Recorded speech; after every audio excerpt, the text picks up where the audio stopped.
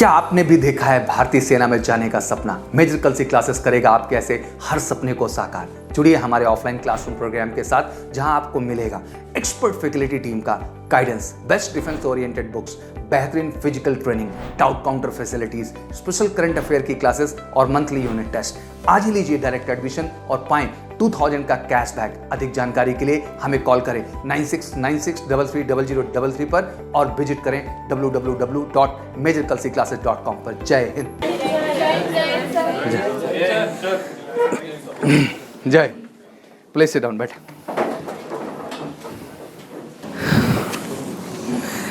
आज NDA selector बच्चों से मिलने का मौका मिला जिन बच्चों ने रिटन क्वालिफाई किया। नाउ ज़्यादातर कैंडिडेट्स तो वो भी हैं जो बैक टू बैक 2 एसएसबी में जा रहे हैं। लाइक वो अपना आर्मी टीएस कंप्लीट कर रहे हैं, उसका एसएसबी मैक्सिमम बच्चों का 10 जनवरी तक हो जा रहा है। फिर 15 जैन को उनका एनडीए स्टार्ट हो जाएगा। लकली आपका भी रिजल्ट 1-2 दिन के अंदर अनाउंस हो जाएगा। कितने लोगों ने एग्ज़ाम दिया, हाथ उठाएं।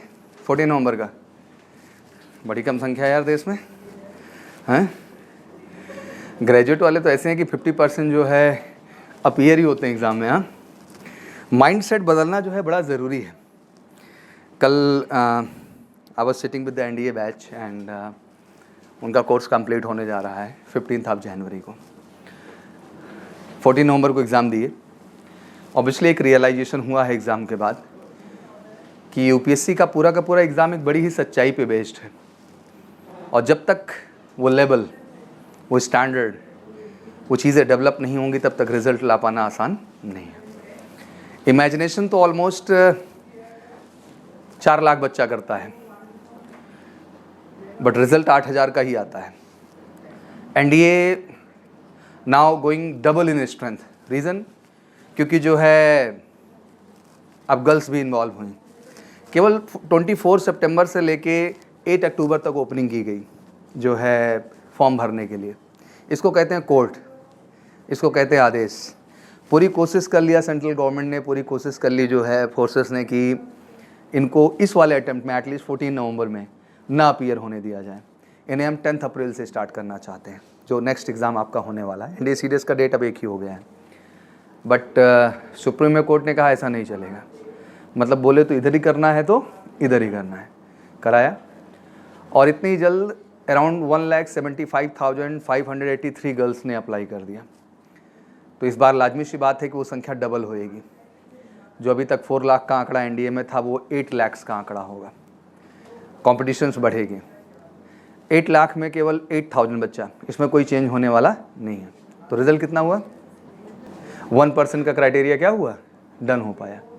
तो यही सच्चाई है जो पूरी की पूरी निकल के आती है रिजल्ट्स में। अब आपको क्या लगता है कि रिजल्ट में ऐसा भी एक्सपेक्टेशन नहीं है कि बच्चा जो है स्कोर कर दे जो है 70% और 80%। एक्सपेक्टेशन ही 40% की है, 35% की है, बट वो भी नहीं बिल्ड हो पा रहा है। अभी मैंने कुछ दिन पहले, जिस दिन दुर्भाग्यवश जो है बिपिन रावत जी जो है हेलीकॉप्टर क्रैश में मारे गए, उसी दिन मैंने सीडीएस 2 का एनालिसिस एक डाला। आप लोगों ने देखा था वो वीडियो? समय निकल सके तो प्लीज़ उस वीडियो को देख लीजिएगा एक बार। सीडीएस 2 2020 का मैंने पूरा एनालिसिस दिया उसमें। It's a very nice video actually, और पूरा मैंने एनालाइज करके बताया। आईएमए को अलग बताया है, एफए को अलग बताया है, आईएनए को अलग बताया है, और ओटीओ को क्या किया है? अलग बताया है। अलग बताने से मतलब ये है कि मैंने रिटन की कट ऑफ क्या गई है। I am talking about the toppers. मैंने टॉपर्स के भी स्कोर क्या किए हैं उसमें डिफाइन किए हैं, रिटन का भी और एसएसबी का भी। और देखिए टॉपर की स्कोर एग्जैक्टली क्या जा रहे हैं, और ये बड़ा स्पष्ट है। मतलब ऐसा नहीं कि आप कोई अंधे में तीर मारने जा रहे हैं। Everything is clear. हाँ, ये सच है कि एसएसबी की स्कोर में आपका रोल नहीं होता है, ये आप डिसाइड नहीं कर सकते हैं। इट्स ऑल अबाउट कि आप एक परफॉर्मेंस देते हैं, उस परफॉर्मेंस के आधार पे दे विल डिसाइड कि आखिर उनको क्या स्कोर आपको देना है। बट जब रिटन स्कोर की बात आती है, it's a completely new hand. ये पूरी तरह से आपके हाथ में है। कितना आप बेस्ट देते हैं, सारी चीज़ें उसी पे डिसाइड होती हैं। Today I am here because 10 अप्रैल बिल्कुल सामने है, 4 सितंबर भी उसके सामने है। ऑब्वियसली 4 सितंबर वाले से पहले आप सीपीएफ के लिए भी जाएंगे, जो कि अगस्त में शेड्यूल होगा। डेट आ गई सीपीएफ की? क्या डेट है जी?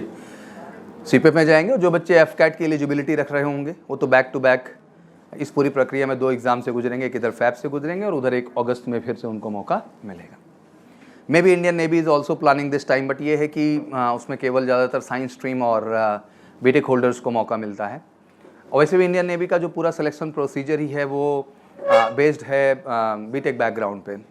वो चाहे आप 10+2 लेवल पे देख लें तो 10+2 पे नेवी बीटेक एंट्री आती है जो उसी से कंसीडर करती है खुद को। ग्रेजुएशन लेवल पे भी जाके देखें हम लोग तो स्पेशली वो बीटेक के लिए सीट्स आती हैं। 45 सीट्स हैं आपकी, कितने सीट हैं?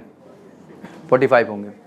और अगर हम इंडियन नेवी की बात कर रहे हैं और नेवल एकेडमी की बात कर लें किसके अंदर, एनडीए के अंदर, तो 42 सीट इंडियन नेवी की और 30 सीट जो है आपकी इंडियन नेवल एकेडमी की।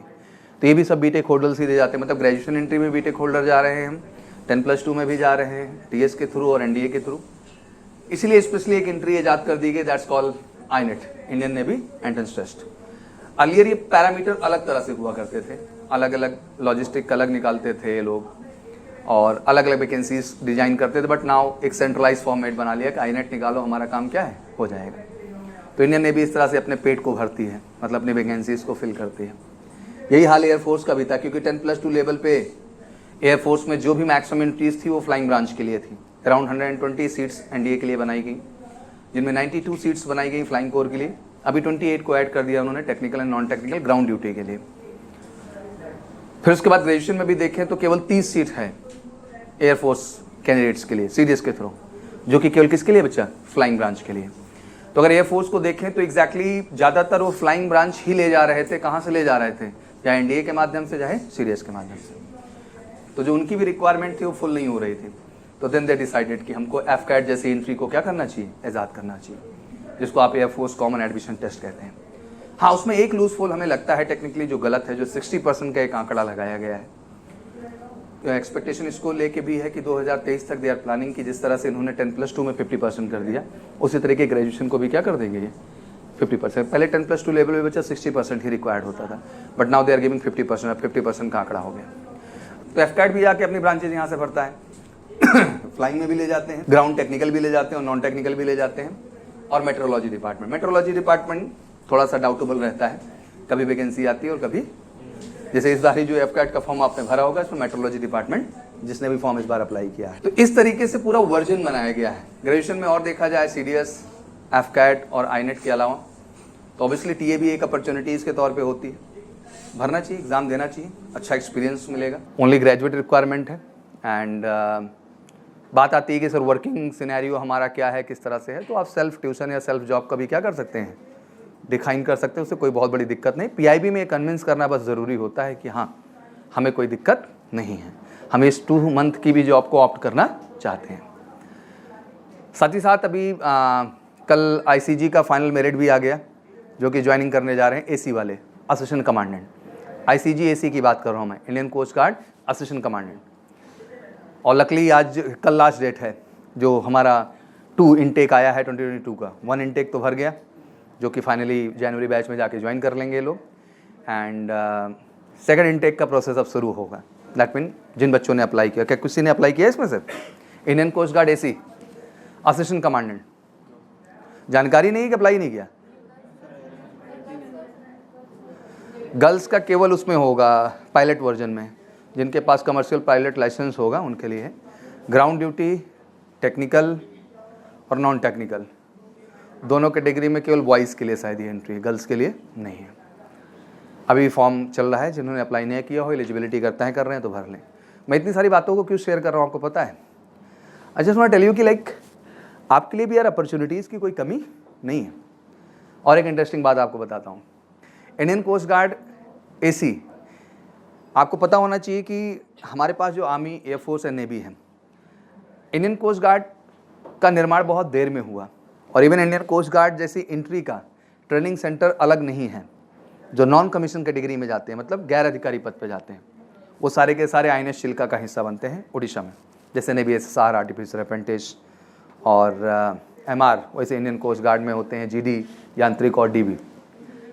बट ग्रेजुएशन लेवल पे आके मामला फंस गया, क्योंकि 10+2 लेवल तक नॉन कमीशन एंट्री में ये सारी चीज़ें मैनेज हो जाती थी, क्योंकि वहाँ पर एसएसबी का प्रोसीजर नहीं है। तो जो फॉर्मेट इंडियन नेवी फॉलो कर रही थी, इंडियन कोस्ट गार्ड ने भी वो फॉर्मेट फॉलो कर लिया।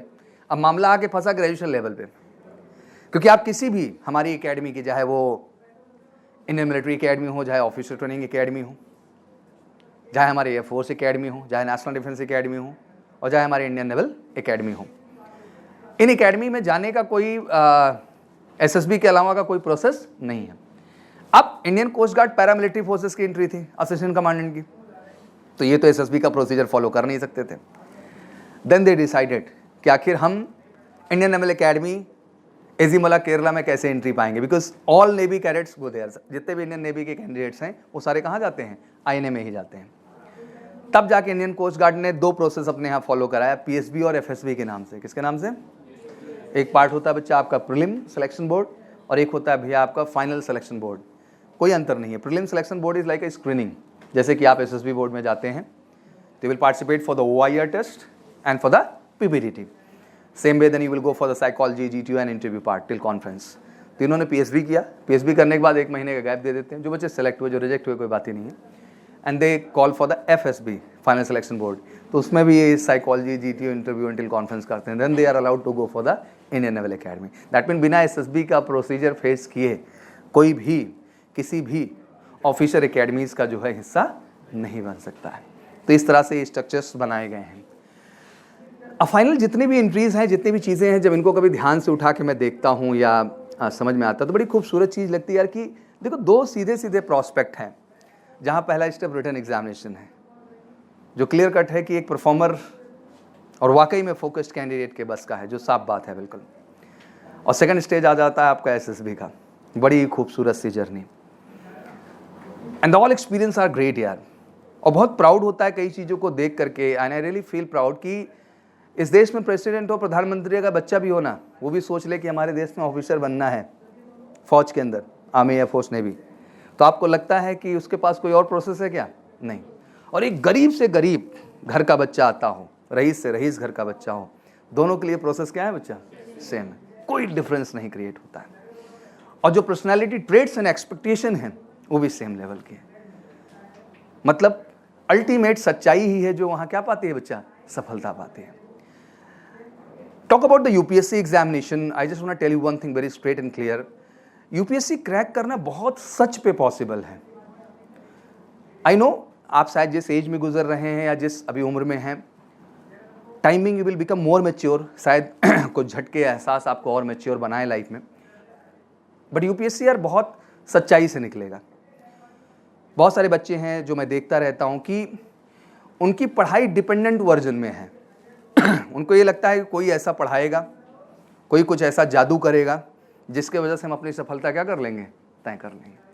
असल में ऐसा कुछ है ही नहीं।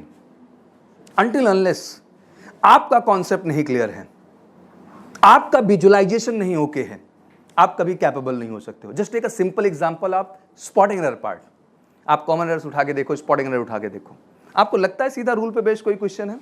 No, it's all about the para visualization, it's all about the concept. आखिर आप कितने डीप में गए हैं और कितना अच्छा विजुअलाइज करने का आपके पास बच्चा क्या है? क्षमता है। और ये सेल्फ इन्वॉल्वमेंट के बिना नहीं होता है। और बहुत मजे का टाइम है इस समय आपका, मतलब एक ऐसा समय मैं कह सकता हूँ जहाँ हर सब्जेक्ट को जी लेने का समय है, इंजॉय करने का टाइम है, एक एक सेगमेंट को एंटरटेन करने का टाइम है। लेकिन कहते हैं ना, उसके लिए आपको डूबना होगा, उस चीज़ का कोई अल्टरनेटिव नहीं है आपके पास। आप पॉलिटी पार्ट में जा रहे हैं तो एक एक चीज़ पढ़ने का मौका है। क्या ये किसी देश और देश के संविधान को हम पढ़ रहे हैं? नहीं, ये हमारे देश का संविधान है। You lucky people, you are getting such opportunity कि आपको ऐसा मौका मिल रहा है उसके विषय में पढ़ने और समझने का। और ये पढ़ाई का अंत यहीं तक नहीं हो जाता है, यही आपका प्रोस्पेक्ट हो जो एसएसबी के लिए भी आपको क्या बनाता है? मजबूत बनाता है। जब किसी चीज़ पे आपका वाकई में क्या हो भैया? कमांड हो। कितना खूबसूरत लिंकिंग है ancient history, medieval history and modern history का, क्या कनेक्शन चलता है पूरा का पूरा। हर दौर, हर स्थिति को आप समझते हैं। एंशिएंट में क्या इतिहास रहा, कैसे चीज़ें चली, कैसे संभाली गई। अल्टीमेट इन इतिहास, इन लेगेसी को पढ़ाने का उद्देश्य क्या है? यही है कि आप एडमिनिस्ट्रेशन को समझें कि उस टाइम के प्रजातंत्र और सिस्टम को उन विषम परिस्थितियों में भी कैसे चलाया है। और एग्जैक्टली आप भी तो लीडर बनने जा रहे हैं, आप भी किसी न किसी यूनिट के हेड होंगे, आपकी भी रिस्पॉन्सिबिलिटी आएगी और आपको भी एडमिनिस्ट्रेशन चलाना है। हाँ, बट उन एक्सपीरियंसेस के आधार पे ही तो आज की गवर्नेंस और लीडरशिप। देखो, वहाँ राजा थे जो साम्राज्य को, उस सिस्टम को चलाते थे। यहाँ जिस यूनिट, जिस जगह आप बैठते हैं, आप भी राजा हैं, शायद इस बात का आपको एहसास ना हो, बट असल में सच यही है कि officers like a king, but वो किंग बनने की यात्रा इतनी आसान नहीं है। There is a lot of struggle and efforts behind it. It's look very easy from outside. मैं आपको दिल की बात बताऊं, I in fact with a lot of candidate, selected candidate से मिलता हूं तो एक अलग ही भावना होती है, इतना चिल, इतना रिलैक्स, इतना कॉन्फिडेंट कि मज़ा आ जाता है। बस दबाव होता है कि सर 15 मिनट में इंटरव्यू खत्म करो। कितने मिनट में खत्म करो? 15 मिनट में, 20 मिनट में, बट करते करते भी 40 मिनट्स हो जाते हैं। दबाव किस लिए होता है? हमको बताया जाता है कि सर आज की ऑडियंस जो है वो बड़ा वीडियो नहीं देख पाती है। क्या नहीं देख पाती? इसको छोटा करो, they look entertainment only. Serious बात और सही बात देखने में थोड़ा सा टाइम आज की ऑडियंस नहीं देती है। मैंने कोई नहीं सर, अब क्या करें, बात करते करते इतना समय निकल जाता है, इतना मैच्योर, इतना बैलेंस वो लगते हैं कि ये लगता है कि मन करता है कितना बात कर लो। आप भी खुद सोचो, जब आपको अपने सामने एक मैच्योर क्राउड दिखे, सेंसिबल क्राउड दिखे, तो आपको लगेगा नहीं कि उससे कितना बात कर लिया जाए। तो ऐसे ही कैंडिडेट, ऐसे ही चीज़ें दिखाई देती हैं ओवरऑल, और उनसे बात करके अच्छा लगता है। एसएसबी की जो सफलता है ओवरऑल, ये बड़ी ही रियल जर्नी है और बहुत ही रियल तरीके से आप सबको तय करनी है। पर्सनालिटी ट्रेड्स डेवलपमेंट बहुत सच्चाई के हैं और हर स्टेप पे होना पड़ेगा। दो कंपैरिजन बहुत साफ साफ आपको समझाता हूँ, शायद ये समझ में आए तो आप चीज़ों के डिफरेंस को महसूस कर पाएँ। देयर इज़ टू वे, एक है आपके तरफ रील है और एक आपके पास क्या है बच्चा? रियल है। दुर्भाग्यपूर्ण ये है कि जिस वर्चुअल दुनिया में आप जी रहे हैं, इसमें आपने रील को रियल मान लिया है और रियल तो आपके लिए कुछ है ही नहीं, क्योंकि इतना ज़्यादा वर्चुअल हम हो चुके हैं। आज के टाइम में एक ज़माना था कि लोग रियल में घूमने जाते थे किसी डेस्टिनेशन पे, किसी प्लेस के, तो उसका एक अलग एक्सपीरियंस, अलग चीज़। अब उसको भी लोगों ने वर्चुअल कर दिया। अगर एक ब्लॉगर घूम रहा है तो उसके साथ वो भी घूम रहा है यूट्यूब पे, और उतने में खुश हो गया काम, मैं सब जान गया वहाँ के विषय में। बट कुछ चीज़ें सच नहीं हैं, वो वर्चुअल है, वो रियल है ही नहीं। उसके जो रियल फीलिंग्स होंगी उस जगह की, जो रियल एहसास होंगे, जो एक्सपोजर्स होंगे, क्या वो कभी उस वर्चुअल दुनिया से मिल सकता है? नहीं मिल सकता। Luckily I got opportunity to see the both life, real and real. मुझे मौका मिला ईश्वर की कृपा से दोनों जीवन देख पाने का, रियल वाला भी और रियल वाला भी। रियल वाला भी जाके देखा, जिसको VFX के माध्यम से ग्रीन पर्दे के नीचे कूदते फांदते रहते हैं, देख लो एक बार जाकर के तो ऐसा लगे बंदर कूद रहे हैं। वो नकली वाली बंदूक चला रहे हैं, पिट पिट कर रहे हैं, झूठे वो एक्शन मार रहा है, गिर रहा है, ऐसे कर रहा है, वैसे कर रहा है। अगर आप रियल में जाके देख लो तो आपको घृणा हो जाएगी, आप देखना ही नहीं चाहोगे। शूटिंग देखा है आप लोगों ने कभी? आप जाके असल में देख लो शूटिंग, तो जो इतना देखते हो टेलीविजन पे बैठ के, आपका देखने का मन नहीं करेगा, क्योंकि पूरी तरह से एक्टिंग दिखाई देती है। क्या दिखाई देती है? और आपके दिल और दिमाग में विजन रहता है रियल फीलिंग वाला, कि ऐसा रियल में है। अब लाजमी सी बात है, there is a huge difference कि आप एक नकली बंदूक उठाओ प्लास्टिक वाली और एक ओरिजिनल गन को उठाओ, तो भाई डिफरेंस क्या होता है? फील होता है। एक ओरिजिनल कारतूस आप देखते हो और एक जो है डुप्लीकेट हाथ में हो, तो डिफरेंस क्या होता है? नज़र आता है। और एक तरफ जाके रियल देखने का मौका मिला, मतलब वो अलग एहसास देता। कहते हैं ना, कुछ चीज़ें शायद मैं आपसे शब्दों में बयान नहीं कर सकता हूँ, बट अलग ही एक्सपीरियंस है यार, अलग ही एक्सपीरियंस है। मैं ये बात इसलिए आपसे शेयर कर रहा हूँ कि बहुत रियल लोग हैं उधर, एक्चुअल लोग हैं। जितना आपके लिए चिंता होती है कि मेरे को सिलेक्शन मिलेगा कि नहीं मिलेगा, उतना ही चिंता उनके लिए है कि जिसको हम सेलेक्ट कर रहे हैं वो ओरिजिनल है कि नहीं है। क्योंकि अगर फेक होगा तो बेटा सोचो कितना बड़ा चैलेंज है। आई नो कि जिस हम सेंस आप मैच्योरिटी में जी रहे हैं, अभी चीज़ों को आपका देखने का नज़रिया एक है, लेकिन मैं एक नज़रिया और एहसास कराता हूँ कि 4 साल की ज़िंदगी, 4.5 साल की ज़िंदगी, 1 साल की ज़िंदगी, 1.5 साल की ज़िंदगी बेड ऑफ रोजेस नहीं होती है। एक्सट्रीम रगड़ा है। हर वो चीज़ जो हमारे आम जीवन में कंफर्ट जोन में है, जैसे हमारे यहाँ शेड्यूल होता है कि खाने के बाद आपको नहीं दौड़ना चाहिए, उधर खाने के बाद ही दौड़ाएंगे, उसके बाद ड्रिल स्टार्ट हो गई, रगड़ देंगे दिमाग सही। हर वो कंफर्ट जोन जो आपकी बॉडी सेट है, ना खाने का टाइम, ना उठने का टाइम, सब फ्लैक्चुएट होता रहेगा। इतना ज़्यादा आपको बना देंगे अलग तरह से ना, कि आप हर सिचुएशन में एडजस्ट करने के लिए क्या होंगे। मतलब आप एक फंडा फौज का बस समझ लो, वो आपके कंफर्ट जोन को तोड़ देंगे। बिकॉज आई बिलीव दैट कि अगर ये कंफर्ट जोन पे रहेगा तो क्या लड़ेगा, क्या करेगा, जिंदगी में कभी ये कुछ नहीं करेगा, हमेशा उसी कंफर्ट जोन में बैठा रहेगा। तो इट्स वेरी इंपॉर्टेंट कि कंफर्ट जोन खत्म करना। अब कंफर्ट जोन खत्म करना बेटा किसी को अच्छा नहीं। किसी को 4:30 बजे उठना अच्छा लगेगा क्या? बिल्कुल नहीं लगेगा। सोचिए यहाँ बैठे हैं आप, 10 बजे नहीं आ पाते हैं, क्योंकि कुछ लोग 9:30 बजे सो के उठते हैं, 10 बजे सो के उठते हैं, कुछ 10:30 बजे सो के उठते हैं। क्यों भाई? और सोचो बनना फौजी है, इंस्पिरेशन कौन है, प्रेरणा कौन है, किसको देख करके वो इंस्पायर हो रहा है, एक्साइटेड हो रहा है उस लाइफ को देख करके। और खुद के लाइफ को, पर्सनैलिटी डेवलपमेंट, पर्सनैलिटी ट्रेड्स एक दिन में निर्माण नहीं होता है। जब किसी लक्ष्य विशेष को आप जिंदगी में बना लेते हैं ना, उसके जैसा जब जीना आप शुरू करते हैं, उसके जैसा महसूस करना शुरू करते हैं, तब उन पर्सनैलिटी ट्रेड्स का निर्माण होता है, जिसको आपकी भाषा में कहा जाता है ऑफिसर लाइक क्वालिटीज। डिफरेंस तो है। बीइंग एनडीए कैडेट्स आप इनोसेंट होते हैं, बिकॉज टिल 10+2 लेवल हमने दुनियादारी बहुत नहीं देखी होती है। और हमारे टाइम में तो ग्रेजुएट लेवल पे भी इनोसेंट हुआ करते थे, क्योंकि ना मोबाइल था, ना कुछ था, ना मॉल थे, ना पीवीआर था, मतलब कुछ नहीं था। मतलब इतना भी पुराना आदमी नहीं, बट सच्ची नहीं था 90s में। ये सारी चीज़ें जो मैं डिस्कस कर रहा हूँ, ये चीज़ें नहीं थी, या थी भी तो हमारे समाज में इतनी नॉर्मल नहीं थी। आज तो आम समाज में उनकी इंक्रीज हो चुकी है। तो आप समझ सकते हो कि इनोसेंट पना कहाँ गया होगा। अब ग्रेजुएट हो गया है तो लाजमी सी बात है कि सामाजिक परिस्थितियों में आप घुल रहे हैं। अब उनके पॉजिटिव प्रोस्पेक्ट आपकी लाइफ से जुड़ रहे हैं कि नेगेटिव? ज़्यादातर हमारी आदत बच्चा नेगेटिव प्रोस्पेक्ट को अटैच करने की होती है, क्योंकि वही चीज़ हमको क्या करती है लाइफ में, अट्रैक्ट करती है। तो जस्ट बी रियल यार। मतलब कहते हैं ना कि सिलेक्शन इतना आसान भी है और उतना टफ भी है, बस डिफरेंस एक ही चीज़ का है, उस समझ का, उस जज्बे का, उस जुनून का कि वाकई में इस चीज़ को पाना है सर, एंड दैट डिसाइडेड। उसके लिए आग लगा देंगे, सुबह शाम तक कुछ काम ही नहीं सर इसके अलावा मेरा, जब तक मेरा लक्ष्य मेरे हाथ में ना हो। प्रियांशु यहाँ बैठा हुआ है, प्रियांशु खड़े हो जाओ। Priyanshu got recommended for NDA. क्या रैंक थी बेटा आपकी? हाँ 261। Sure short candidate, NDA join करना था बच्चे को, and again tragedy happen. Kidney, क्या इशू था बच्चा आपका? किडनी इशू, मतलब सबसे बेसिक मेडिकल की प्रॉब्लम हम कह सकते हैं।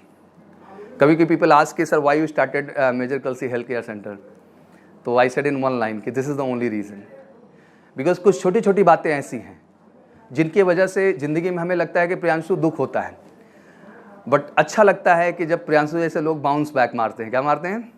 अभी ऑपरेशन वगैरह सब बढ़िया ना, अभी टंच। तो सच है गाय की इसको पता है कि एकेडमी इस डेट को, किस डेट पे ज्वाइनिंग थी आपकी? सर 1 अप्रैल को। मतलब एक सब कुछ क्लियर हो लाइफ में कि ये मेरा जो है ज्वाइनिंग डेट है, और उसके पहले एक हल्का सा क्या लगता है लाइफ में, झटका लग जाता है। बट बड़ी salute you coming with the new energy. And पिताजी जो है आपके उदास थे, मैंने कहा आप टेंशन मत लो, वो शेर है और उसे पता है कैसे बाउंस बैक करना है। लाइफ कभी कभी परीक्षा लेती है। आपका एग्जाम्पल इसलिए इनसे शेयर कर रहा हूँ, शायद ये बताने की भी मुझे ज़रूरत नहीं है, बट ये बताना चाहता हूँ कि ज़िंदगी में ऐसे से एग्जाम्पल है। मैं आदित्य की बात कर लूँ जो है प्रियांशु, बंदा 6ठे अटेम्प्ट में हुआ, 4 time NDA and 2 time TS, और उसमें 4 बार कॉन्फ्रेंस, 1 बार स्क्रीन आउट।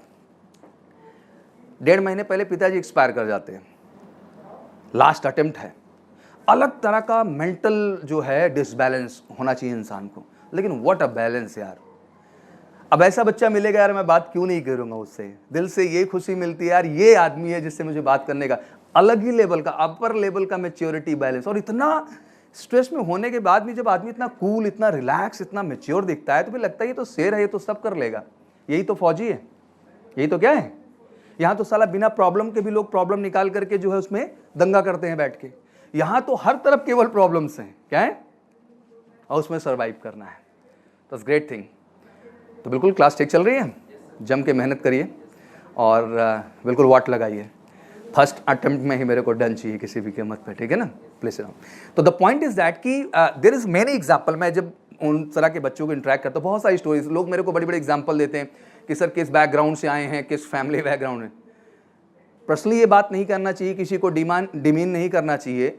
फादर रिक्शा चलाते हैं, क्या चलाते हैं? रिक्शा, और उनका बच्चा पहले अटेम्प्ट में रेकमेंड होता है।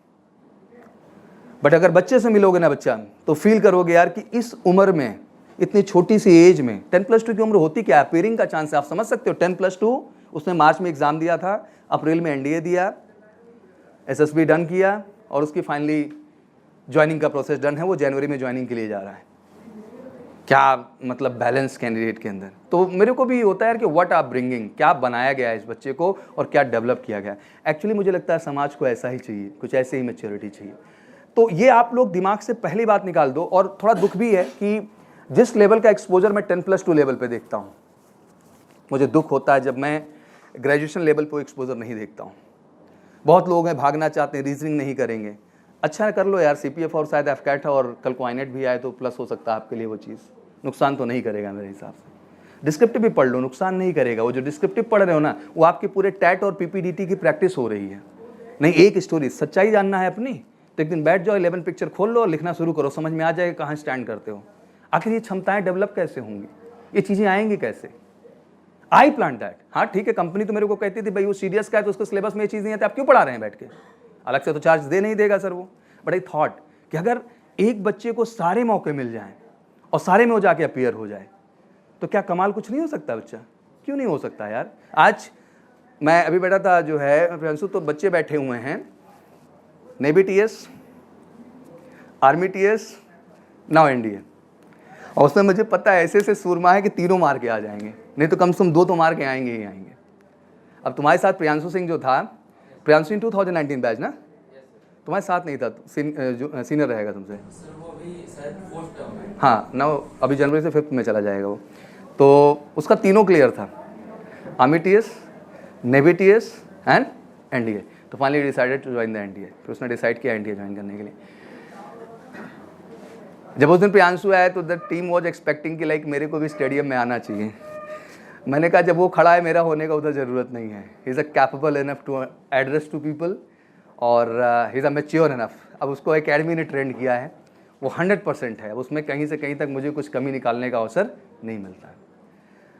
ही वाज सेइंग दैट कि सर अर्ली मॉर्निंग उठा एक दिन तो मुझे लगा कि मेरी जो क्रॉस कंट्री की कैपेबिलिटी है 21 मैराथन किलोमीटर दौड़ने की, तो मुझे लगा मैं कर पा रहा हूँ कि नहीं कर पा रहा हूँ। तो मैं सुबह से निकल गया सर और मैंने 21 किलोमीटर क्या कर दिया, डन कर दिया। क्योंकि 2 महीने छुट्टी हो गई तो लंबा गैप हो जाता है। अब उतना रगड़ा का आदत लगा है सुबह से लेकर शाम तक, तो शांति से तो बैठ के जी नहीं सकते हैं। वो नशा है, जैसे कहते हैं ना बुरी चीज़ों की बेटा आदतें लगती हैं, वैसे ही अच्छी चीज़ की भी क्या लगती हैं, आदत लगी। वो अलग ही मज़ा देती है लाइफ में, अलग उसका एंजॉयमेंट होता है। तो अच्छी चीज़ की आदत लगाओ यार। सब में क्षमता है, सब में कैपेबिलिटीज़ है, बस फोकस का कमी है। बस एक बार खुद को रख के विजुलाइज करो कि जहाँ के लिए मैं जा रहा हूँ वहाँ एग्जैक्टली चाहिए क्या मैं वाकई में हूँ। और वहाँ पूछा ही जा रहा है बड़ा बड़ा कि do you have it in you, तो वहाँ बच्चा बोलता है कि yes I have it in me. Effective intelligence बेटा दिखावे की चीज़ नहीं है कि आप उसको दिखाओगे। इफेक्टिव इंटेलिजेंस दिखता है। एक टीचर सवाल दिया इधर, एक बच्चा खड़ा हुआ खटाक से जवाब दिया उसका, वो जज हो रहा है इफेक्टिव इंटेलिजेंस। अब ये है कि उसके जवाब में कोई आधा जवाब मैनेज कर रहा है, वो बोलना शुरू किया उसमें आधा मैनेज कर दिया, अपना एक्शन दिखाने के लिए हम भी बड़े काबिल हैं। मत करो। अगर खुद से ही धोखा दोगे खुद को ये समझाने के लिए नहीं मैं भी कैपेबल हूं और दिखावे के जोन में बैठोगे तो खतरनाक है आगे के लिए। कोई भी कंपटीशन, कोई भी चीज बड़ी ही सच्चाई से निकलने वाली है। और ये प्रश्न स्वयं से रोज है आपसे। बच्चे माइंडसेट बने, सर मैं प्रीवियस ईयर एग्जाम के टाइम पे सॉल्व करूंगा, ऐसा भाई कहां लिखा हुआ है। अगर उस टॉपिक को आपने कंप्लीट किया तो बच्चा आपका जिम्मेदारी नहीं बनता कि जाना और उन प्रीवियस क्वेश्चंस को एनालाइज करना कि वाकई में इतना कॉन्सेप्ट पढ़ने के बाद मैं उन क्वेश्चंस को कर पाने में सक्षम हूं कि नहीं। अब करने का मतलब दिखावा नहीं कि आंसर देख करके सही आंसर हो गया।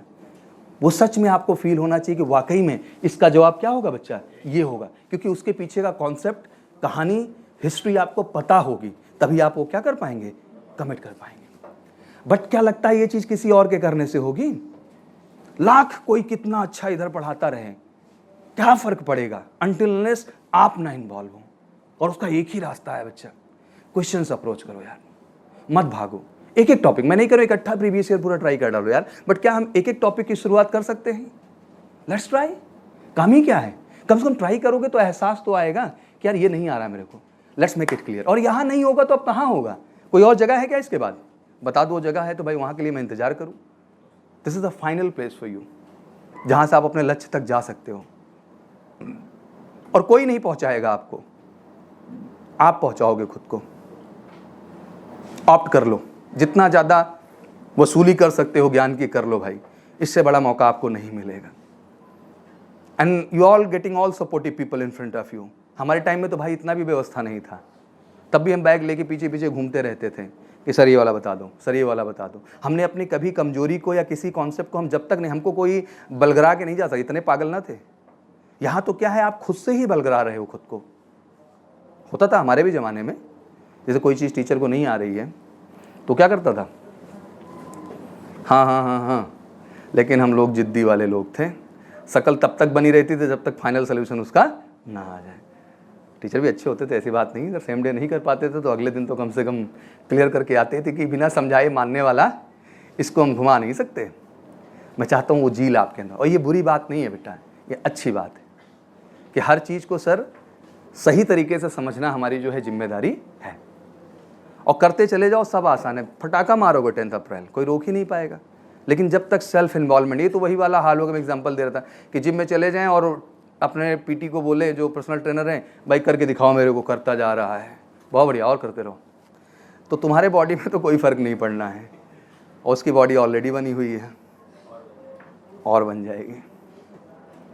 तो वही हाल यहाँ भी है कि हर सवाल, हर कॉन्सेप्ट टीचर ही डिस्कस करता रह गया तो फिर आपका ब्रेन कभी भी डेवलप होने वाला नहीं है। तो मेक इट इन्वॉल्वमेंट, एंजॉय करिए। बड़ा खूबसूरत दौर है आपकी ज़िंदगी का। एक एक दिन, एक एक पीरियड, एक एक मिनट एंजॉय करो, हर क्वेश्चन पे काम करो। और जब करोगे ना तो एक अंदर से एक अलग खुशी आएगी। आप मोटिवेशन की बात करते हो ना बच्चा, यही असल मोटिवेशन है। जब जो चीज़ आप करने आए हैं उसको कितनी सच्चाई के साथ आप कर रहे हैं, दैट्स ऑल अबाउट। और सपोर्ट मांगो ना। अभी 10 से 4 है, हम 9 से 5 कर देंगे, इसमें टेंशन लेने का ज़रूरत नहीं है। क्योंकि फिर से एक ही जवाब है कि और क्या काम है हमारे पास सर, हमारे पास केवल यही काम है और इस कंपटीशन को क्रैक करना है।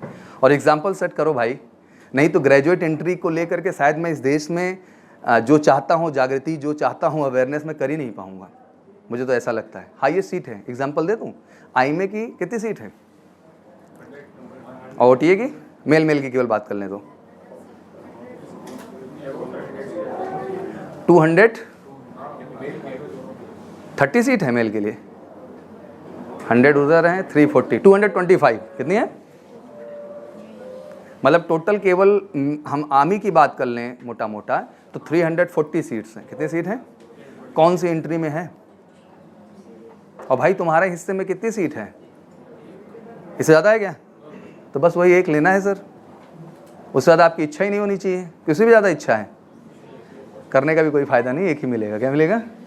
बट एक पे हक दिखाओ ना। ये कौन दिखाएगा? ये भरोसा कौन बनाएगा? हम बना देंगे?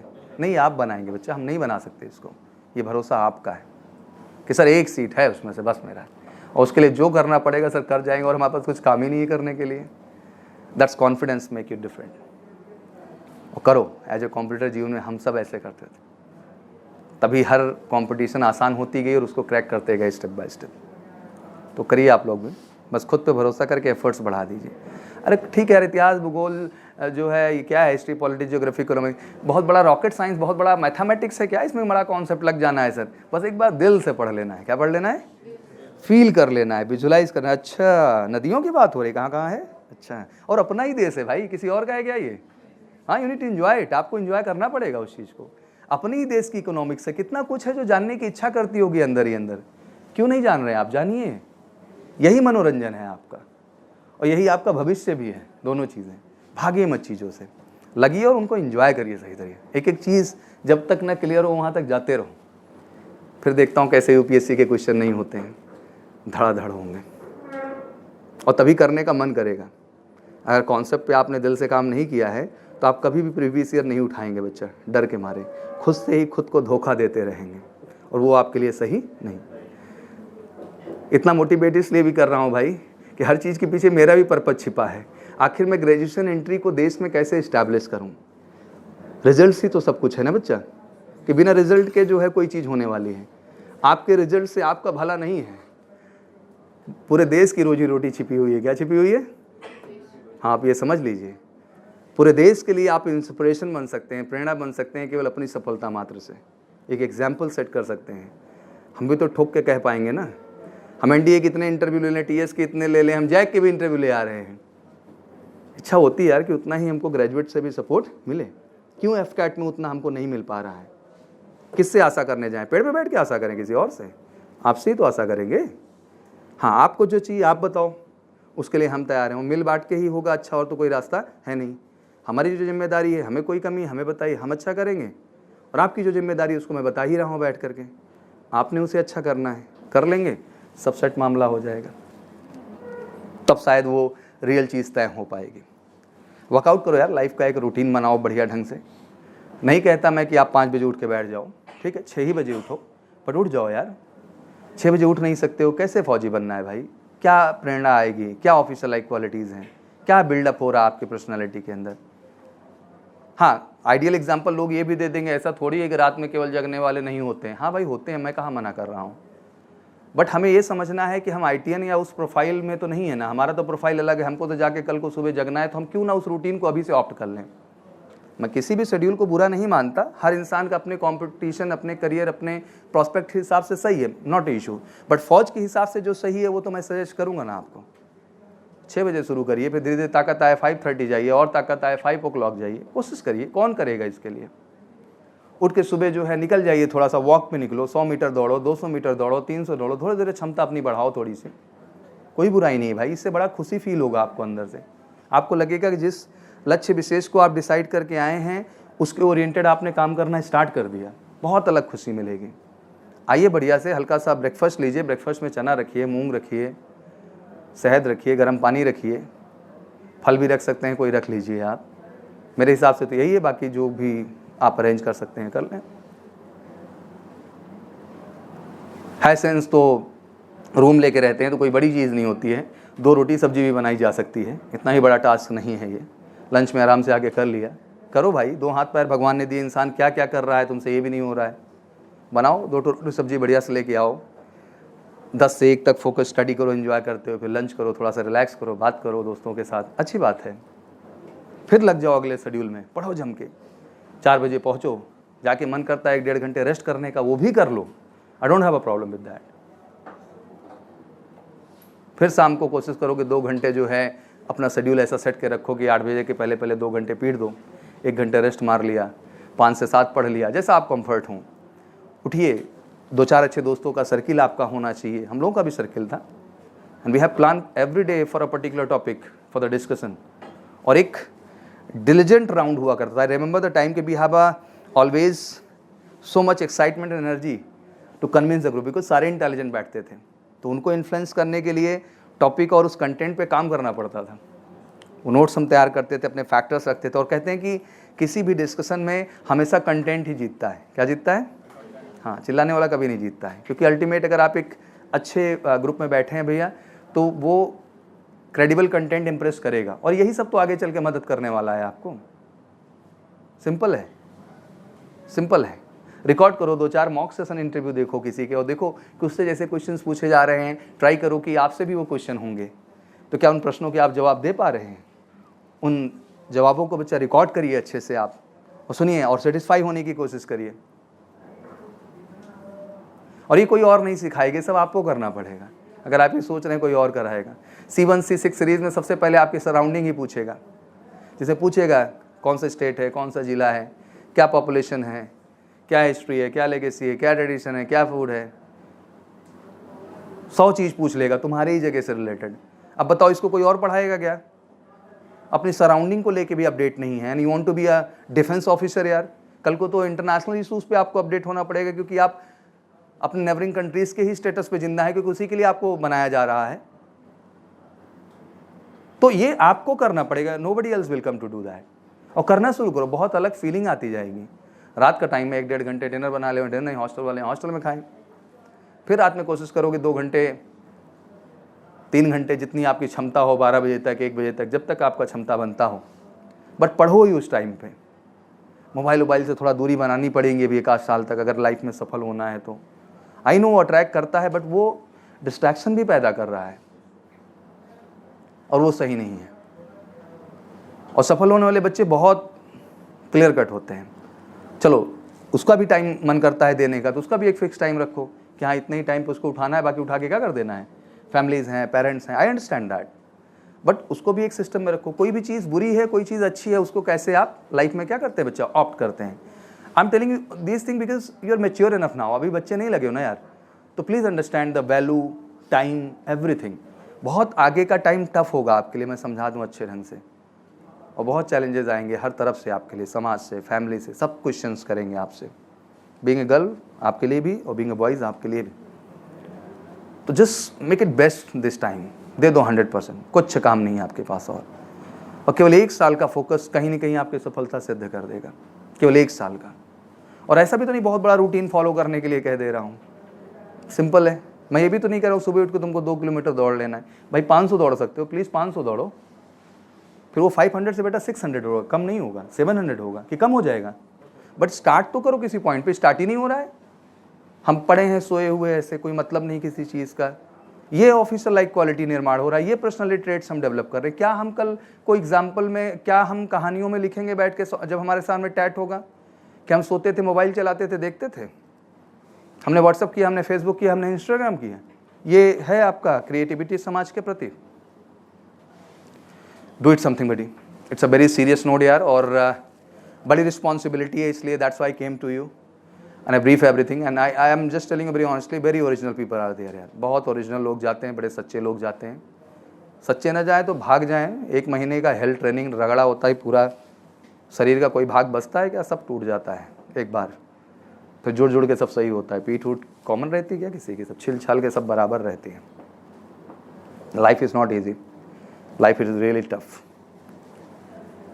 ड्रिल इंस्ट्रक्टर फाड़ के रख देता है, एक बार में निकलता होगा 1 बाल्टी 2 बाल्टी पसीना। First, second, third and fourth tremor तक शरीर ऐसे हो जाती है। क्या हो जाती है? फिर उसके बाद बिल्डअप होनी शरीर क्या होती है? स्टार्ट होती है, एकदम बिजली की तरह बना देते हैं। ये होता है लेवल। तो बड़े सच्चे लोग टिकते हैं, नहीं तो मन टूट जाए और भाग जाएं। कैसे वो लोग जाके टिकेंगे यार जो 10 बजे तक कहीं पहुंच ही नहीं पा रहे हैं? उसमें भी एक्सक्यूज़ देने से, सो गए, ये हो गया, वो हो गया। क्या ब्लडी एक्सक्यूज़ है यार? 10 बजे से आपका टाइम, 7 बजे भी तो क्लास चलती है इस कंपनी में। सोचो हम भी डर के मारे आपको 7 बजे नहीं लगाते हैं, हम खुद ही डरे हुए हैं कि भगवान 7 बजे लगा दिए तो आधे तो होश में ही नहीं रहेंगे, और मालूम नहीं कौन सा रूप लेके प्रेजेंट हो जाएंगे हमारे सामने। हम लोग डर जाएंगे, ये भगवान कौन है? ये हमारे ही बच्चे थे, कहीं से और आए हैं? हाँ, ऐसा मतलब डर लगता है ना अंदर से। सोचो ये हमारी फीलिंग है, ऐसी फीलिंग से कोई जाएगा उधर?